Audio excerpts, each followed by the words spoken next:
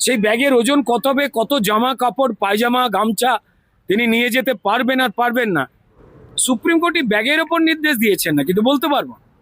অর্থাৎ 27 বছরের নাকি জামা কাপড় নিয়ে তিনি ভাগলবা হতে চাইছেন।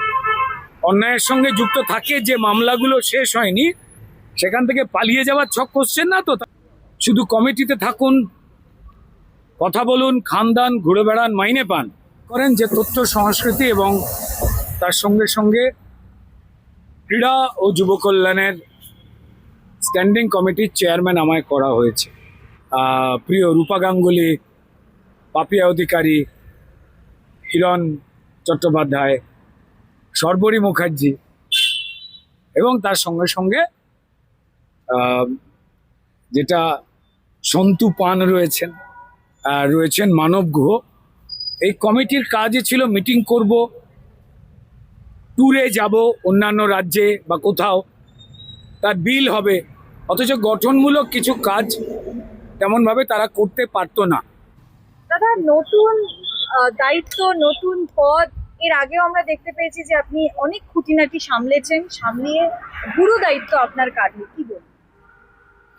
আমি প্রথমে ধন্যবাদ জানাবো আমার দলকে, ধন্যবাদ জানাবো সম্মানীয় মুখ্যমন্ত্রীকে, ধন্যবাদ জানাবো আমাদের বিধানসভার মাননীয় স্পিকার সাহেবকে।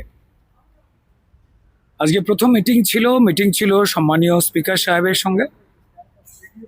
আজ আমাদের বিধানসভার প্ল্যাটিনাম জুবিলি হলে যারা যারা এই গুরুত্বপূর্ণ স্ট্যান্ডিং কমিটির চেয়ারম্যান হয়েছেন, তাদের দায়িত্ব বুঝিয়ে দেওয়ার ব্যাপারে দীর্ঘক্ষণ মিটিং নিলেন সম্মানীয় স্পিকার সাহেব এবং তার সঙ্গে সঙ্গে পরিষদীয় মন্ত্রী, বিরোধী দলনেতা সমেত বাকিরা ছিলেন। এবং খুব গুরুত্বপূর্ণ বিষয়, এটা সবাই মনে করেন যে তথ্য সংস্কৃতি এবং তার সঙ্গে সঙ্গে ক্রীড়া ও যুব কল্যাণের স্ট্যান্ডিং কমিটির চেয়ারম্যান আমায় করা হয়েছে। কিন্তু ইকুয়ালি এই কমিটির, আমার এই স্ট্যান্ডিং কমিটিতে বাকি অন্যান্য যারা সদস্য হিসেবে রয়েছেন, তারাও কিন্তু প্রত্যেকে কম গুরুত্বপূর্ণ মানুষ নন, কম গুণী মানুষ নন। তার মধ্যে আমাদের প্রথমেই যদি বলি, একদম উপর দিকেই নাম রয়েছে আমাদের সিনিয়র বিধায়ক, কবিয়াল এবং দুর্দান্ত লোকশিল্পী অসীম সরকার মহাশয়, রয়েছেন আমাদের প্রিয় রূপা গাঙ্গুলি, পাপিয়া অধিকারী, হিরণ চট্টোপাধ্যায়, শর্বরী মুখার্জি এবং তার সঙ্গে সঙ্গে যেটা সন্তু পান রয়েছেন মানব গুহ। আবার ওই দিক থেকে নয়না দেবী রয়েছেন, নয়না বন্দ্যোপাধ্যায়, রথীন বোস, এনারাও রয়েছেন, মানে বাকি যারা বিরোধী পক্ষে রয়েছে।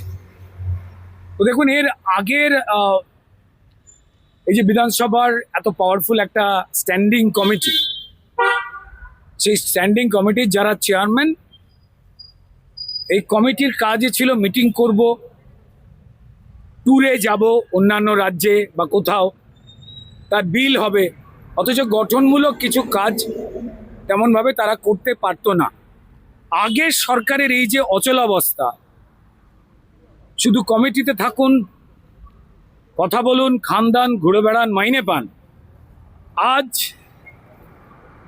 সমগ্র সভায়, আজ সম্মানীয় স্পিকার সাহেবের ডাকা এই সভায় মাননীয় স্পিকার সাহেব এবং বাকি যারাই দায়িত্বশীল চেয়ারম্যান হয়েছেন, প্রত্যেকেই আমরা সমস্যারে বলেছি যে পশ্চিমবঙ্গকে গঠনমূলক জায়গায়, শক্তিশালী জায়গায় নিয়ে যাওয়ার জন্য এই যে ইম্পর্টেন্ট স্ট্যান্ডিং কমিটি, তার যারা চেয়ারম্যান রয়েছেন এবং এই পুরো কমিটি পাওয়ারফুলি কাজ করতে চায় এবং দপ্তরগুলো কিভাবে তার দিক নির্দেশিকা নিয়ে এগিয়ে যাবে, সেই বিষয়ে সমন্বয়েরও একটা বড় কাজ আমরা করতেই পারি এবং করতে চাই এবং করব। তো ফলত অনেকগুলো দায়িত্ব আসছে, আর খুব স্বাভাবিক কারণেই তথ্য সংস্কৃতি একটা ইম্পর্টেন্ট জায়গা। আহ, তার সঙ্গে সঙ্গে ইউথ অ্যান্ড স্পোর্টস আলোচনা হবে, মন্ত্রকের সঙ্গেও বিভিন্ন পরামর্শ সেগুলোও লেনদেন হবে। দাদা একেবারেই অন্য প্রসঙ্গ, 27টা ব্যাগ গুছিয়েছেন অভিষেক বন্দ্যোপাধ্যায় বিদেশ যাবেন বলে।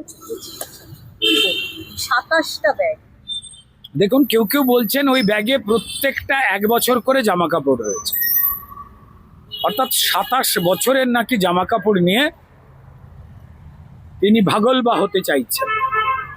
অ্যাকচুয়ালি তিনি কি করতে চাইছেন কি না চাইছেন এটা নিয়ে আমাদের খুব একটা মাথা ব্যথা নেই।